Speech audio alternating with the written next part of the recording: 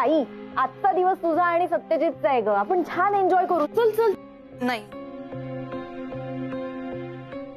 Enjoy करण्यासारखं काही वाटत नाहीये मला.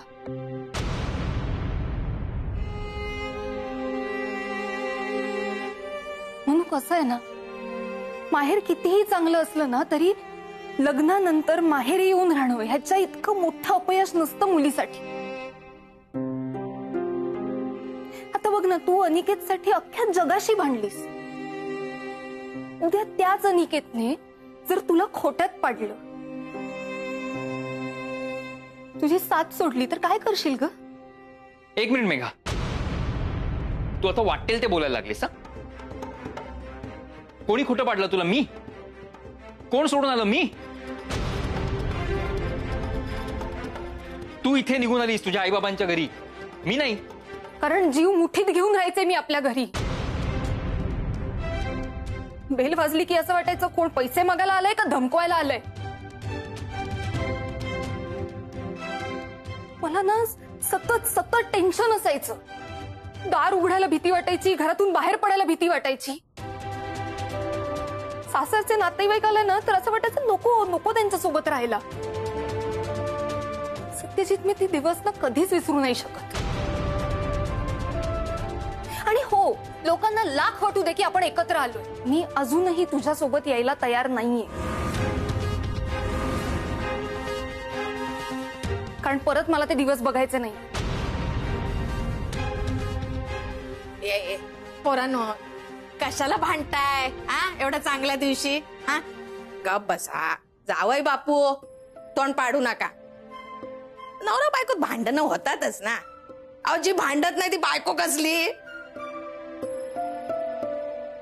हे आमचं बघा, हे आमची मनीमोहन बोका.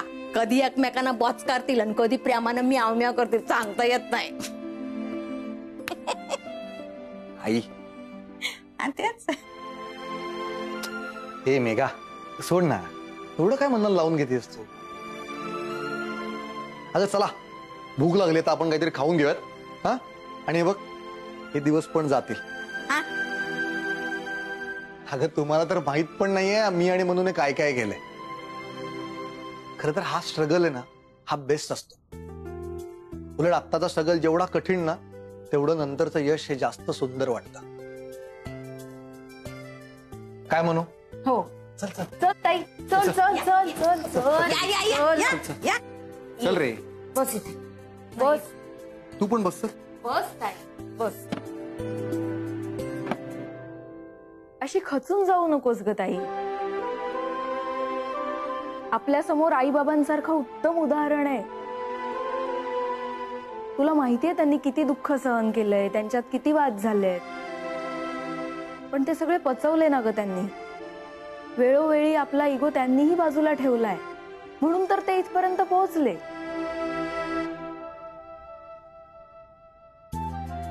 मी आणि अनी सुद्धा हेच करायचा प्रयत्न करतो. ताई, सत्यजित तुझ्यासाठी इथे येऊन राहिलाय. तुझा राग घालवण्याचा तो पूर्ण प्रयत्न करतो. तूही थोडं समजून घे त्याला.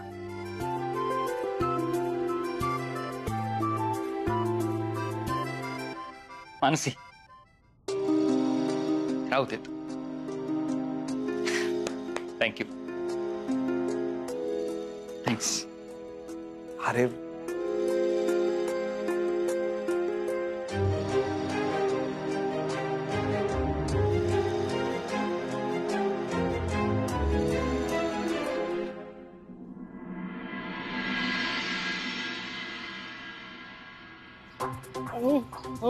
भोपे सर, अहो इथे कशाला आणले तुम्ही मला? इथून खाली ढकलून द्यायला. ढकलून? नाही नाही, नको, मी जातो. थांबा ना, इथून जा. नाही, नको नको. हे बघा भोपे सर, आज रविवार आहे हो. आज माझा सत्संगाचा दिवस आहे हो. सत्संगासाठीच तुम्हाला मी इथे आणलंय. अहो, समोर सर माझ्या संगतीत राहतात म्हणजे बघा. आणि हे भोपे महाराज नेहमी सांगत असतात की नेहमी सत्य बोलावं. अहो, पण मी रोज सत्यच बोलतो. रडू नको रे. मी आता जो तुला हार्ड डिस्कचा किस्सा सांगितला त्याच्यामध्ये 3च लोक इन्व्हॉल्व असू शकतात. एक मी, मानसी मॅडम, नाहीतर अनिकेत. मी तर हे करूच शकत नाही. मानसी मॅडम या वाट्याला जाणारच नाही.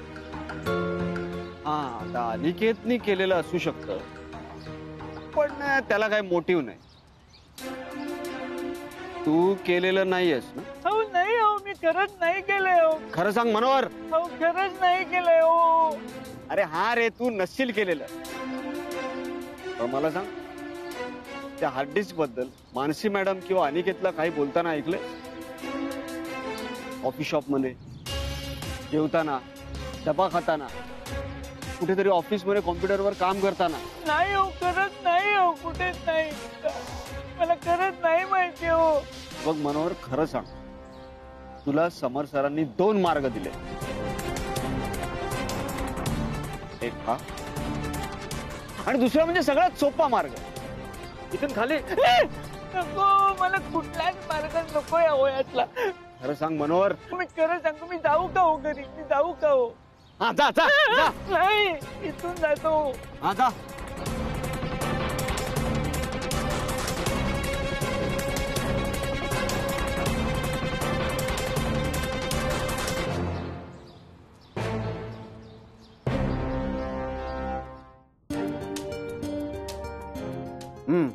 बोला ओके. सर, त्या मनोहरला भेटलो मी. तो म्हणजे त्याला ए बोल ना नीट. हा, तो त्याला काहीच माहित नाहीये असं म्हणतोय तो. मी त्याला सगळ्या बाजूने विचारलं, तुम्ही दिलेले मार्ग सुद्धा सांगितले, पैसे वगैरे, पण नाही माहिती त्याला. विंडो केक काम जमत नाही तुला. ठेव.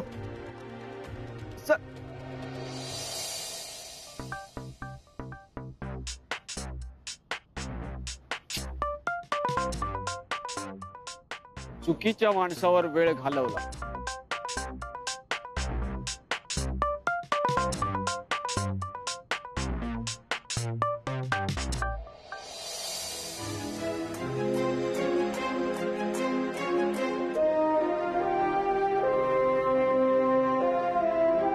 मी आपल्या नात्याचे तुकडे जोडण्याचा प्रयत्न तरी करत होतो. तू अख्खी शिवणच उघडी पाडलीस. मी जेव्हा जेव्हा तुझ्याकडे परत येण्याचा प्रयत्न केला तेव्हा तेव्हा लांब गेलीस माझ्यापासून. मान्य मला माझ्याकडनं चुका झाल्या, त्याची तुला शिक्षा मिळाली, तुला त्रास झाला, पण मी माझ्या चुका सुधारण्याचा प्रयत्न तरी करत होतो ना, करतोय ना.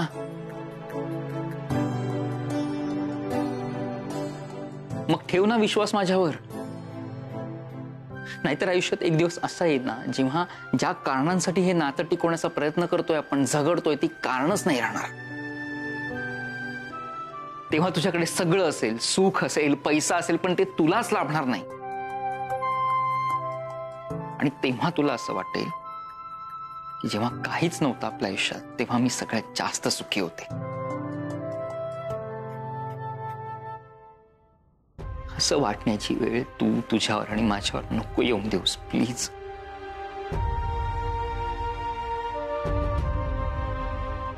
तुम्ही सगळे मलाच काय बोलताय?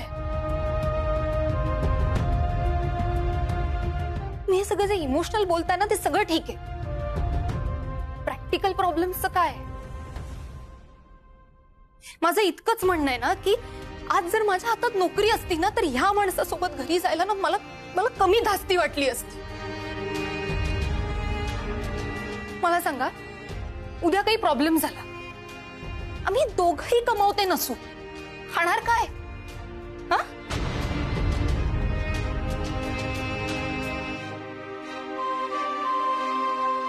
म्हणून मी जॉब शोधते,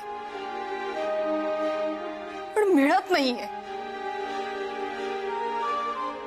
आणि जोपर्यंत मला जॉब मिळत नाही ना, तोपर्यंत माझा मूड असाच असणार. अगं पण त्यासाठी आजचा दिवस का खराब करतोय आपण? जाऊ दे. आई, सासूआई, मी जिलेबी आणल्यात, आपण जेवण वाढायला घेऊया. हं ताई, तू उगाच त्रास करून घेऊ नको, मिळेल तुला नोकरी. चला चला चला जाऊया. तुला काय जातं ग बोलायला?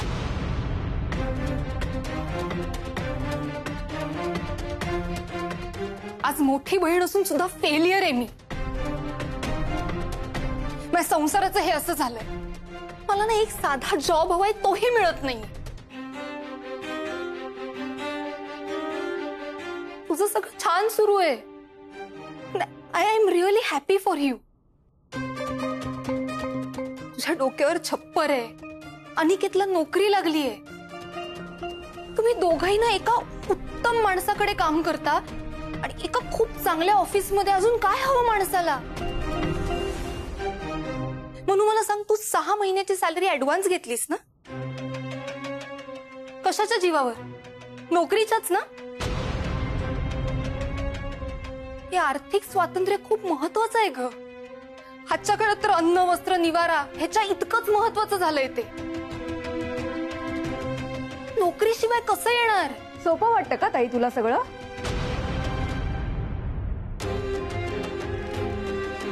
बाहेरचे प्रॉब्लेम्स काय आहेत ना ताई, तुला ते माहितही नाही. नोकरी नाही म्हणून ओरडतेस, पण नोकरी करणंही तितकं सोपं नाहीये. तिकडे काय प्रॉब्लेम्स येतात ना, ते तू मला विचार. काय? कसला प्रॉब्लेम? काय कसले प्रॉब्लेम्स? म्हणून तुम्ही सगळे मला बोलताय ना? तू तर नसलेला प्रॉब्लेम मोठा करून दाखवतीयस. अरे जिचा बॉस समोर आहे तिला कसला त्रास असणार आहे? तो इतका चांगला माणूस आहे की घरी येऊन आई बाबांना धीर देऊन गेला, पैसे देऊन गेला. अजून काय हवंय? आतापर्यंत ह्या घरासाठी किती काय काय केलंय त्याने. सतत सतत सपोर्टच केलाय आपल्याला. ऑफिसमध्ये सांभाळून घेत असतीलच ना? अरे लोन दिलं, अनिकेतला जॉईन करून घेतलं. अजून किती उपकार हवेत तुला? उपकार फेडावे सुद्धा लागतात ताई. जगात कोणी कोणासाठी फुकट काही करत नाही. त्या समोर सरांनी इतकं सगळं केलं असेल, पण त्यांच्या माझ्याकडून काय अपेक्षा आहेत त्या माहिती तरी आहेत का तुला?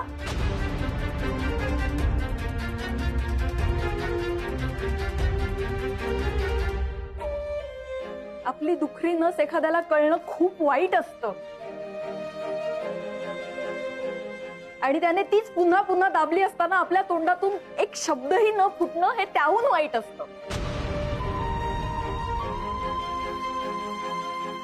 लाचार माणसाची गाठ नालायक माणसाशी पडली ना तर आयुष्याचा नरक होतो.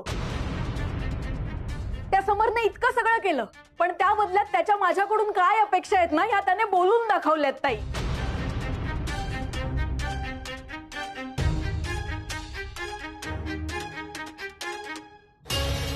खूप देणं लागतंय हो तुम्ही माझं.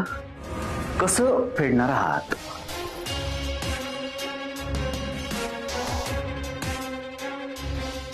काय काय ऍसेट्स आहेत तुमच्याकडे?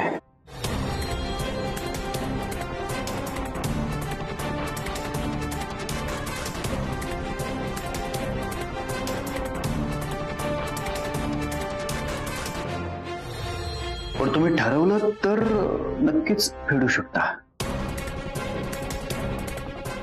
मानसी, मला एक फार चांगली सवय आहे. मी प्रोफेशनल आयुष्यात पर्सनल आयुष्य आणि पर्सनल आयुष्यात प्रोफेशनल आयुष्य कधीच मिक्स करत नाही.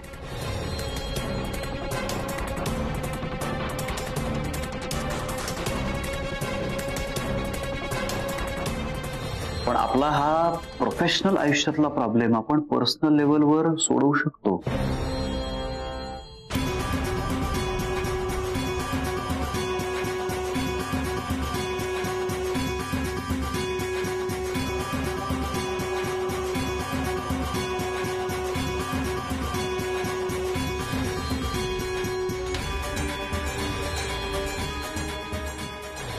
हे मानसी, सोडा त्याच्या त्या वखवकलेल्या नजरा, वेडेवाकडे स्पर्श, लागट बोलणं, काटा येतो का अंगावर माझा?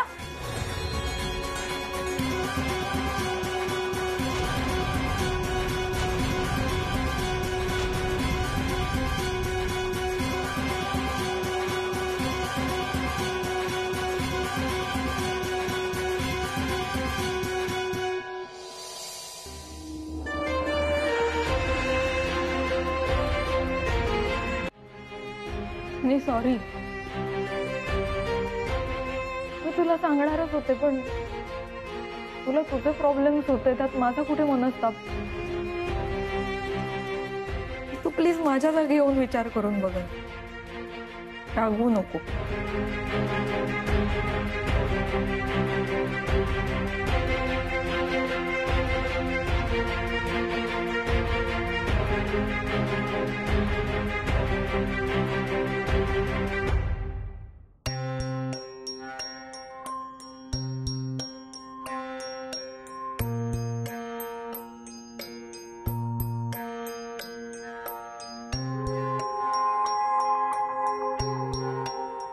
म्हणून तुला कसलंही स्पष्टीकरण द्यायची गरज नाही. इतकी भयंकर गोष्ट घडून तू रोजचा दिवस हसत काढलास. माझ्यासाठी हे इतकं सगळं सोसलंस एकटीनं, मला सांगितलं पण नाहीस. पण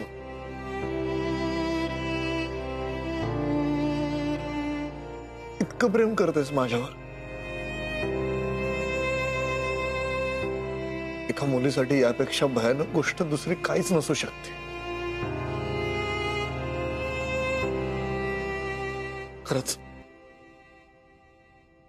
तुझा त्रास मी समजू शकतो. या क्षणी इतकं निरर्थक वाक्य आहे ना, कारण तुम्ही कधीच नाही समजू शकणार आहे. आम्हा पुरुषांना ते कधीच नाही कळणार आहे. मला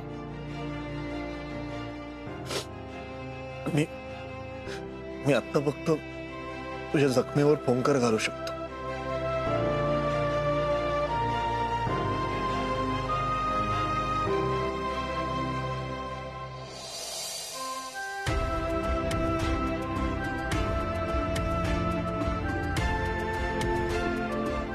पण आता बास झालं म्हणून. आपण भरपूर सहन केलंय. आता त्या समरची पाळी.